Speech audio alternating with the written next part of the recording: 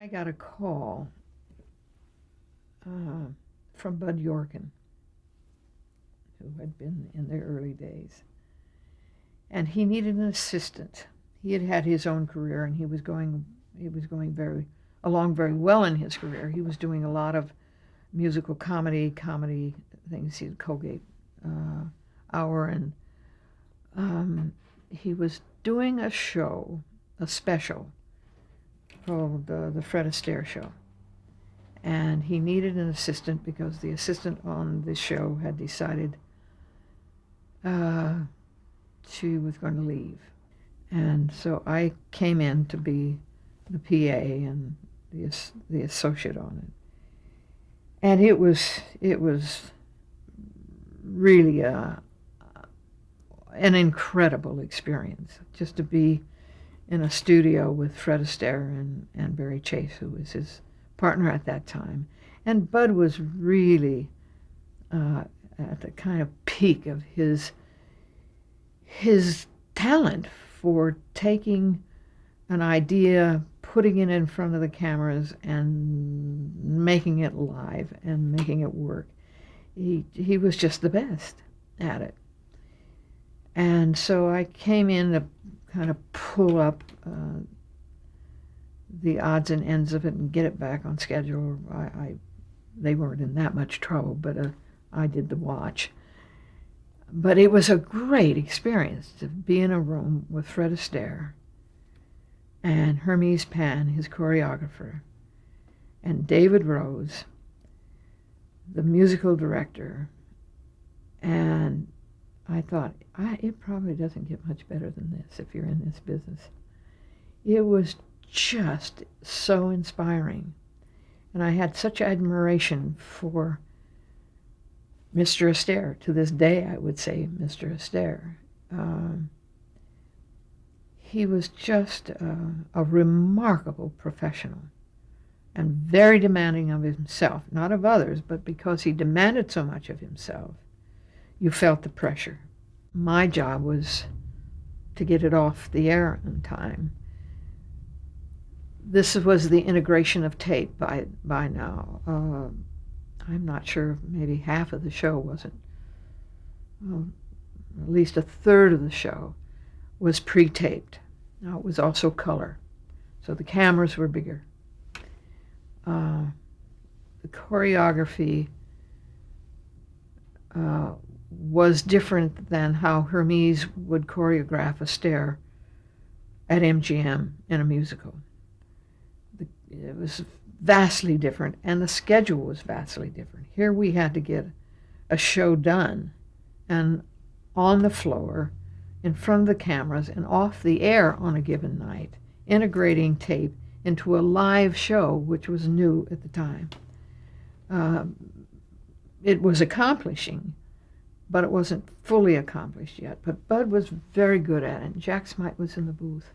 Now, the integration of the show had a great deal to do with my particular timings. And I hadn't been, it was new, and I wasn't sure yet. We were learning all the time. What I had to do was integrate all the timings in the booth and get us off the air on time, because it was still considered a live show, although we had these taped elements. And we took the show off on time, straight up on the hour, and I have the clock, and it is now, I'm the one.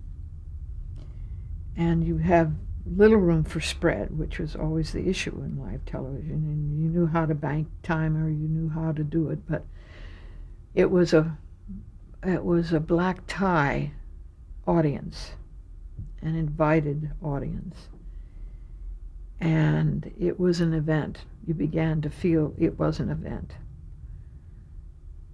and everything in the booth began to escalate in tensions and excitements, and everybody, something happened in that studio which is what I guess our business in life is like. Something extraordinary begins to unfold. And that was happening. Well, it was the best experience I ever had. I forgot what I was doing. I forgot to keep time. I didn't know where we were. Bud looked and said, "Where are we?" And I said, "I don't know." Now, that is probably the worst circumstance that any PA could ever experience. So Bud had to take the show off on his own. And the show was explosively successful. I mean, the people were on their feet at the end of the show. And we had an 11-minute medley to close out the show. Astaire in his tux alone on a stool with David Rose's orchestra. Well, musically, it's pretty mathematical. And and I thought, this is a breeze. Once you hit that, you're home.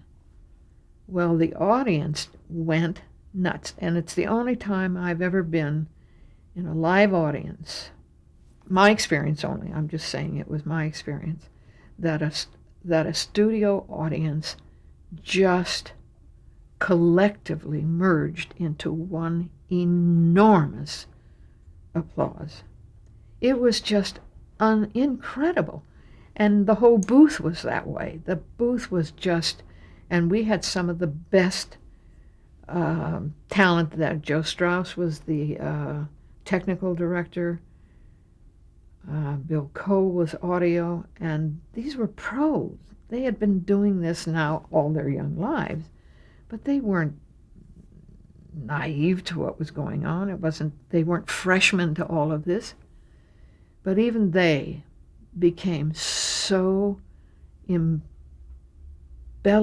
in the dynamic of what was going on that stage.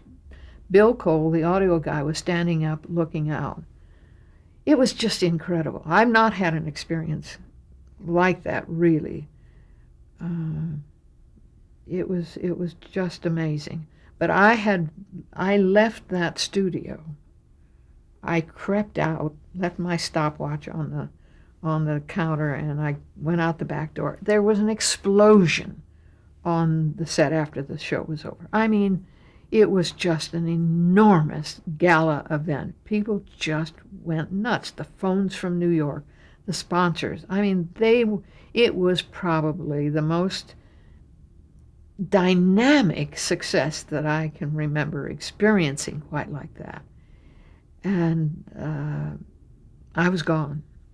I was out of the parking lot. Did anyone say anything to you at that point? No, I was in tears. I thought I had failed Bud. That was my job. I had lost control of the time. And Bud said, "Jesus Christ, where are we?" And I'm going, "I don't know."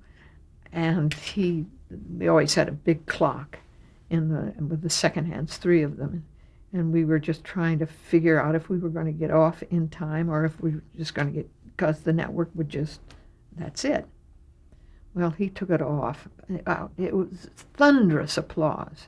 It really was probably the most exciting moment I've had on a show or in a theater. It was just a privilege to be there. And of course, it won 14 Emmys that year, and but I had gone off, and I left town, and I went out of town to just escape.